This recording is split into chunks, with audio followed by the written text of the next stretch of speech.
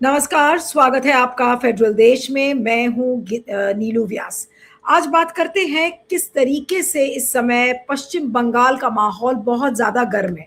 आज आपको एक ऐसी तस्वीर दिखाएंगे जिसमें कि आपको ये पता चलेगा कि बैलेट बॉक्सेस को अभी नतीजे नहीं निकले हैं। नतीजों जो वोटों की गिनती है वो 4 तारीख को हो रही है, लेकिन जो ईवीएम, जो चुनावी मशीनें जो स्ट्रांग रूम में बंद हो गई हैं, जो बैलेट बॉक्सेस बंद हो गए हैं, उन बैलेट बॉक्सेस को खोलने का काम किया जा रहा है।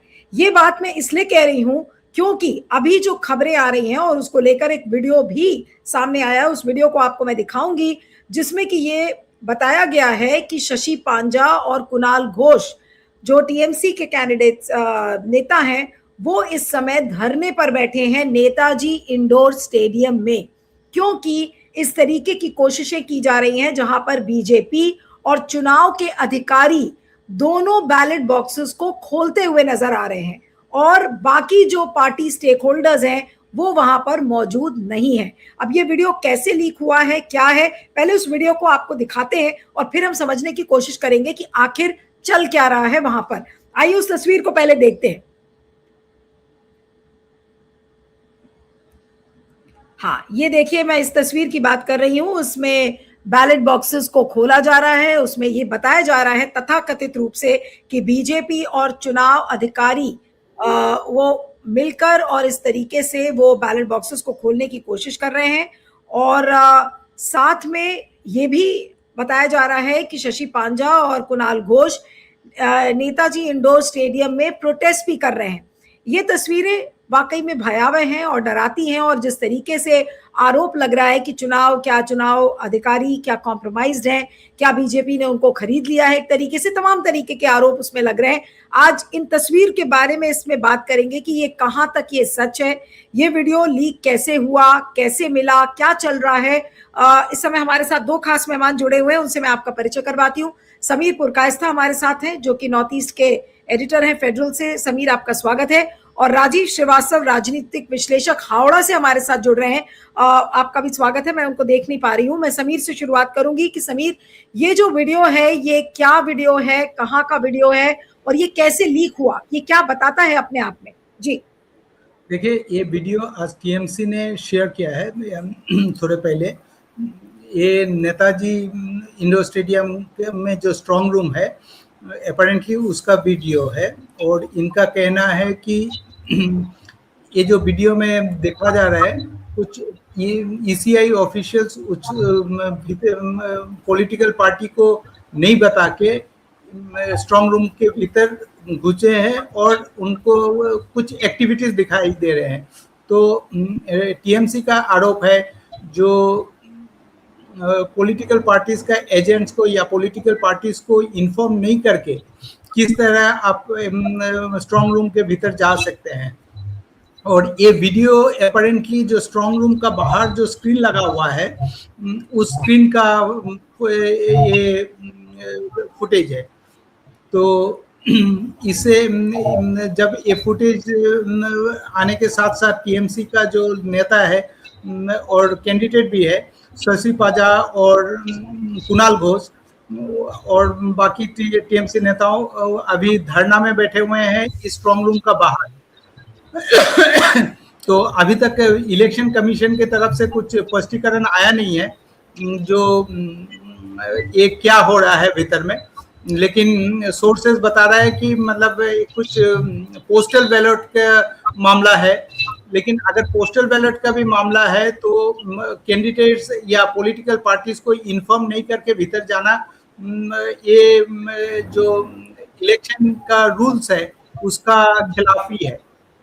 नहीं, लेकिन तो ये क्या जो बीजेपी और चुनाव के अधिकारी जो मिलकर ये काम कर रहे हैं, क्या इनको अंदाजा नहीं था कि ये वीडियो फुटेज भी लीक हो सकता है? या फिर छुपते छुपाते ये लोग गए और इन्होंने सोचा कि लीक तो नहीं हो पाएगा और टीएमसी ने इस पर हाथ मार लिया? तो ये जो चीजें हैं, ये किस तरह से अब देखी जा रही है? इसको लेकर, इस वीडियो को लेकर क्या वाकई में हाहाकार मच गया है, हड़कंप मच गया है? नहीं, देखिए, ये जो फुटेज जो है, जबकि फेडरल अभी तक इसका इंडिपेंडेंटली जांच नहीं किया है ये कितना सच है। टीएमसी के द्वारा उनका जो मीडिया व्हाट्सएप ग्रुप है उसमें शेयर किया गया है ये वीडियो। लेकिन ये जो ये है आपका हर जो स्ट्रांग रूम है, स्ट्रांग रूम का सीसीटीवी लगाया हुआ है और एक स्क्रीन भी है जिसमें ये मूवमेंट देखा जाता है। तो मतलब ये नहीं है कि मतलब छिप ये किस तरह से लीक हुआ, ये जाहिर है कि वो जो स्क्रीन है वहां से लेके आया। और इलेक्शन कमीशन को अभी ये बताना पड़ेगा कि अगर ये सच है वीडियो, तो इसके भीतर में, स्ट्रांग रूम के भीतर में, विदाउट रिप्रेजेंटेटिव, पॉलिटिकल पार्टीज के रिप्रेजेंटेटिव के बिना कैसे स्ट्रांग रूम खुला, ये स्पष्टीकरण आना चाहिए ये की तरफ से, इलेक्शन कमीशन की तरफ से। लेकिन अभी तक कोई स्पष्टीकरण नहीं आया। और ये जो वीडियो है इसको भी इन्होंने डिनाई नहीं किया अभी तक, जो ये वीडियो झूठ है या सच है। तो अभी इलेक्शन कमीशन का जस्ट ये वीडियो अभी जस्ट आया ही है, थोड़े कुछ मिनट पहले रिलीज हुआ है। तो देखना है कि अभी इलेक्शन कमीशन क्या स्पष्टीकरण देते हैं। ठीक है, मैं अब राजीव श्रीवास्तव के पास आती हूँ कि राजीव, इन तस्वीरों को देखकर आप क्या कहेंगे? क्या चल क्या रहा है इस समय पश्चिम बंगाल में? और पूरी पैरामिलिट्री फोर्स लगा दी गई है, सारा दमखम लगा दिया गया है। यूपी से अजय पाल जैसे सिंघम ऑफिसर्स भी आ गए हैं, फिर भी ये सब हो रहा है। ये करने की जरूरत क्या है भाई? फ्री एंड फेयर अगर चुनाव हो रहा है और जिसका दावा किया जा रहा है बीजेपी की तरफ से, तो फिर ये सब करने की क्या जरूरत है? जी नीलू जी, पहले तो मैं अपनी उंगली दिखा दूं कि मैं उन भाग्यशाली लोगों में हूं जो 6,55,00,000 जो वोटर्स हैं, थोड़े से अधिक, उनमें से मैं एक हूं और मैंने अपना मतदान दिया। भारत के डेमोक्रेसी में, हमारी लोकतंत्र में मेरा योगदान है, नंबर 1। नंबर 2, आपने तो कहा सिंघम, एक आईपीएस ऑफिसर यूपी से आता है, सिंघम की बात करता है। अरे तुम में इतना दम है तो जाके जहांगीर खान को अरेस्ट कर लेते, वो तो आपने किया नहीं। और उसके बाद एंट्री होती है पुष्पा की, और वहां के जहांगीर खान है, बोलते हैं मैं पुष्पा हूं। तो दोनों तरफ के जो चीज देखे, जो सिनेमा से एक चीज निकाली गई है, उसकी बेसिस पे यहाँ एक नैरेटिव बनाना गया, जबकि हमें जरूरत थी और जरूरत है 100 टीएन सेशन की, टीएन सेशन जैसे लोगों की जरूरत थी, जो इस चुनाव को, जो इस मतदान में क्रेडिबिलिटी डालते। आज जो आप मीडिया दिखा रहे हैं, प्रत्यक्षम किम प्रमाणम, आज हमारी लोकतंत्र की प्रक्रिया में जब ये वीडियो जो निकल के आया, जो सच्चाई बयान कर रहा है, और हमारे जो स्पीकर है वो बिल्कुल सही बात बोल रहे हैं, बिना आप राजनीतिक दल के लोगों के साथ लिए हुए आप कैसे जा सकते हैं अंदर? और ये चीजें बाहर नेताजी स्टेडियम में जब वोट काउंटिंग में मैं भी गया था, मैं भी जाता हूं, मैं भी वहां पर जाकर के वोट काउंटिंग देखता हूं। तो इस तरह की चीजें तो एक्सेप्टेड नहीं है। तो आप एक तरफ सिंघम, एक तरफ पुष्पा, और जरूरत हमें सेशन की है। आज 27 लाख लोग वंचित हैं, क्या जरूरत थी जल्दी इलेक्शन और उसके बाद इस तरह की कार्रवाई? लोगों के मनों में एक संदेह तो है, लोगों के मनों में एक भय है। इसीलिए देखिए, जब मैंने जब वोट दिया और मैंने लोगों को बताया, लोग मुझे पहचानते हैं क्योंकि मैं उसी इलाके का हूं। इस बार का वोट बिल्कुल अलग है, इस बार का जो चुनाव है बिल्कुल अलग है। नीलू जी, पहले क्या होता था, जो एक जाती थी और वहां बैठते थे और खोजते थे कि हमारा बूथ नंबर क्या है, हमारा पार्ट नंबर क्या है, कहां जाना है। इस बार हमें बीएलओ वहां, आपकी आवाज बीच बीच में कट रही है। उन्होंने हमें बताया कि साहब आप दूसरे नंबर पे चले जाइए, पहुंचा है। हाँ हाँ हाँ, बोलिए बोलिए बोलिए। उसमें राजनीतिक हस्तक्षेप ही नहीं था, कोई हस्तक्षेप नहीं था। वहां बीएलओ बैठी हुई है, सभी को पहचानती है। और जहां पर, और हमने पूछा भी इस बार कितने हमारी बूथ से वोट कटे हैं, आपको सरप्राइज हो जाएगा। 700 का था, अभी 500 के 200 वोट कटे। हमने कहा क्यों? उन्होंने कहा कुछ हस्तांतरण हो गए, कुछ लोग याद चले गए, मर गए। हमने कहा 200 संभव नहीं था। तो वोट कटे। और जब मैं वोट देके बाहर निकला हूं, लोगों से बातचीत किया हूं, हमारे अपने जो हमारे पड़ोसी है, वो हमको ये बताने की नहीं है कि वो किस पार्टी को वोट दे रहे हैं। और आज देखिए आप, इस टाइप के लोगों के मनों में एक दहशत है, लोगों के मन में ये है कि ये जो चुनाव हुआ है वो निष्पक्ष नहीं होगा, कहीं ना कहीं कोई चीजें, कोई चमत्कार किया जाएगा जिससे ये जो इलेक्शन रिजल्ट एक तरफ मुड़ जाए। आपको मैं बताऊं, एक हमारे मित्र वहां मिले और वो जिस जगह रहते हैं, उस टोले में, मोहल्ले में रहते हैं। उन्होंने कहा देखिए 75 लोगों का हमारा ये था, मैं एक आदमी एक पॉलिटिकल पार्टी को वोट देता था और 76 लोग किसी एक राष्ट्रीय पार्टी को वोट देते थे। लेकिन आज एसआईआर के बाद मैं रह गया, उस 76 में से सिर्फ 4 लोग और रहे हैं। तो आप सोचिए किस तरह से स्लैशिंग हुई है, किस तरह से एसआईआर हुई है, किस तरह से लोगों के नाम काटे गए हैं। और विशेषकर हिंदी भाषा भाषियों के तो बहुत ही बुरे हाल, बिकॉज ना उनका यहाँ रहा, ना जनाब वो बिहार के और यूपी के रहे हैं। राजीव जी एक चीज बताइए, ये जो तस्वीरें सामने प्ले आउट होती हुई दिख रही हैं, ये क्या है? पश्चिम बंगाल में क्या इतना फ्री एंड फेयर चुनाव, जिसका ज्ञानेश कुमार जी जो मुख्य चुनाव आयुक्त हैं उन्होंने दावा किया, फिर उसके बाद बीजेपी भी इस बात को कह रही है कि देखिए बिल्कुल भय मुक्त और फ्री एंड फेयर चुनाव हुआ है। ये तस्वीरें तो कुछ और ही बयान कर रही है। ये है क्या ये चुनाव चोरी है या कोई धांधलेबाजी है? इसको आप किस तरह से देखते हैं? बहुत संक्षेप में बोलिएगा, उसके बाद मैं समीर के पास जाऊंगी। जी जरूर, बिकॉज इलेक्शन के दिन एक बड़ा विचित्र चीज हमें देखने को मिला। आपने भी देखा होगा कि 77 पोलिंग बूथ में जो डायमंड हार्बर जो साउथ 24 परगना था, वहां पर जो मशीनें थी उसके ऊपर टेप लगाया हुआ था।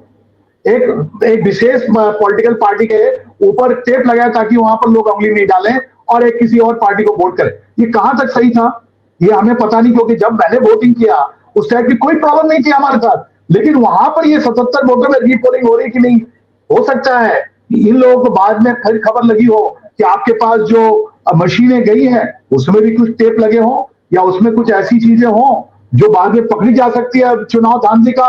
इस नहीं, तो आप ये कह रहे हैं कि क्या दोनों तरफ से चुनाव चोरी हो रहा है क्या? नहीं राजीव जी, आप क्या कह रहे हैं? क्या दोनों नहीं दोनों तरफ से, क्या बीजेपी और तृणमूल दोनों की तरफ से चुनाव को चोरी करने की कोशिश हो रही है?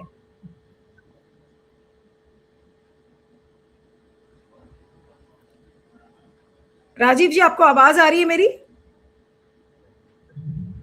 हाँ, एक मिनट, मैं समीर के पास आती हूँ। समीर, आपको क्या लग रहा है कि क्या चुनाव चोरी की कोशिश?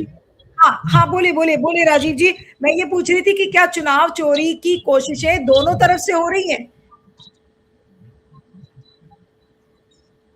नहीं, देखिए ऐसा है, जो मैंने वोट प्रक्रिया में खुद शामिल हुआ, मैं तो आपको अपना चुनाव मतदान का चिन्ह भी दिखा रहा हूं। मैंने जो देखा इस बार पॉलिटिकल पार्टी का कोई रोल ही नहीं था।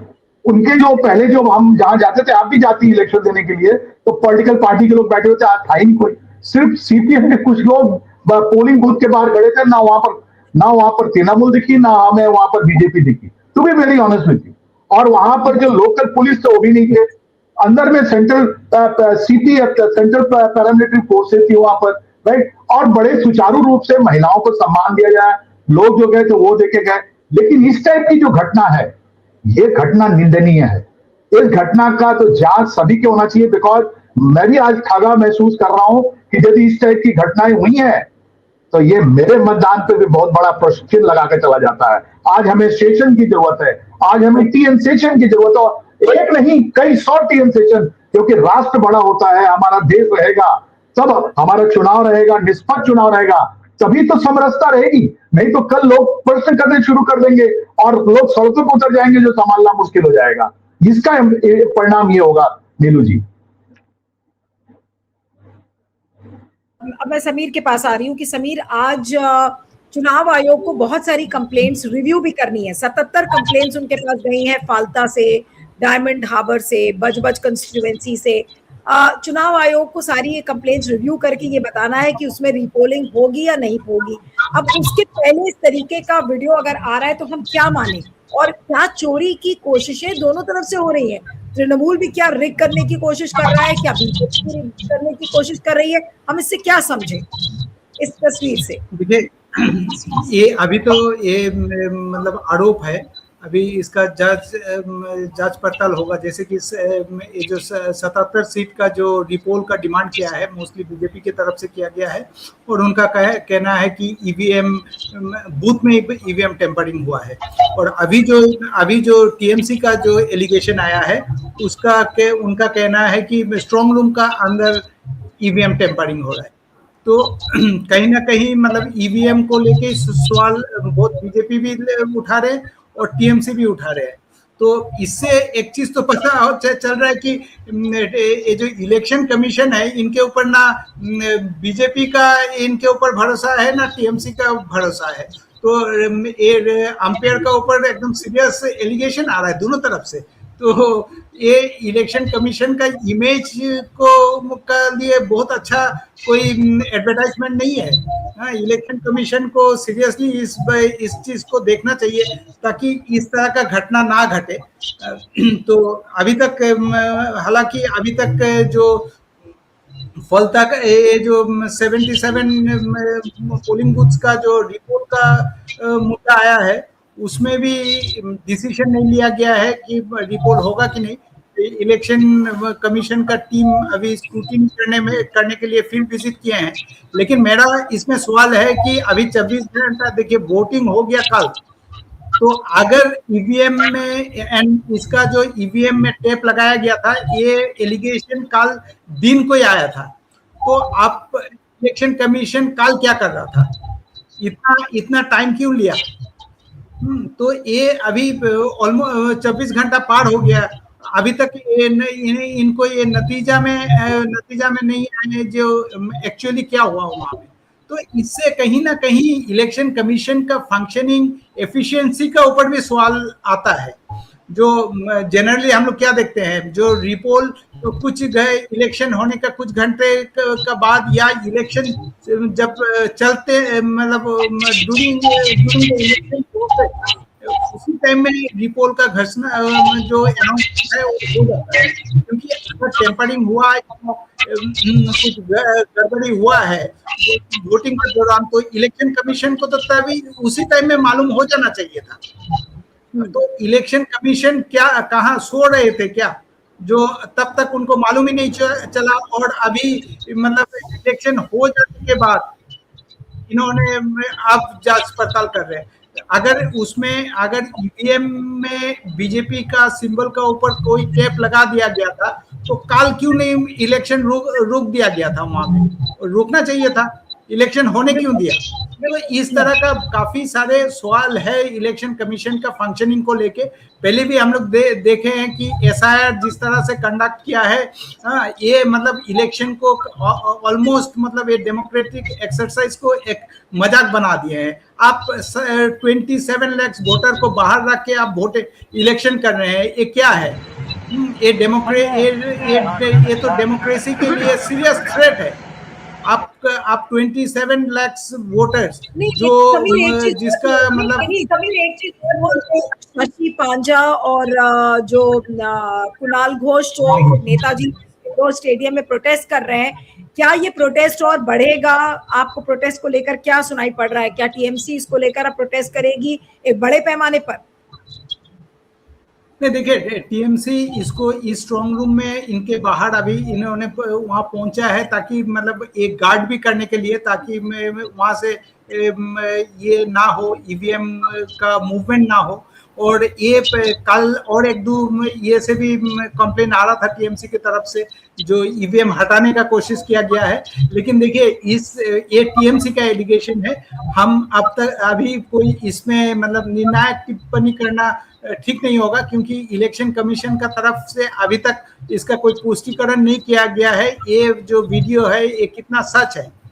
लेकिन जिस माहौल में इलेक्शन हुआ है, और कल से हम लोग जैसे सिक्योरिटी फोर्सेस का भी रोल देखा है, कहीं कहीं मतलब वोटर के ऊपर लाठीचार्ज करना, महिलाओं के ऊपर लाठीचार्ज करना। एक इंसिडेंट हुआ, एक बच्चा इंजर्ड हो गया, तो इस तरह का एक वोटर को वोट देने नहीं दिया गया है, बोला है कि आप लुंगी पहन के वोट नहीं दे पाएंगे, आप पैंट पहन के आइए। तो ये जो ड्रेस कोड लागू करना, मतलब इनका जो इख्तियार है उससे बाहर जाके जिस तरह से ये रोल प्ले किए हैं, और मैक्सिमम ये में देखा गया है जो मतलब एक पर्टिकुलर कम्युनिटी, जैसे कि लुंगी पहन के जैसे आए वोटर को हटा दिए, तो एक पर्टिकुलर कम्युनिटी को कहीं ना कहीं मतलब ये किया, टारगेट किया गया है, और या मतलब वो विक्टिमाइज हुए हैं डिलिबरेटली और अदरवाइज जो भी हो। लेकिन एक पर्टिकुलर कम्युनिटी, पहले हम देखे हैं एसआईआर एक्सरसाइज में विक्टिमाइजेशन,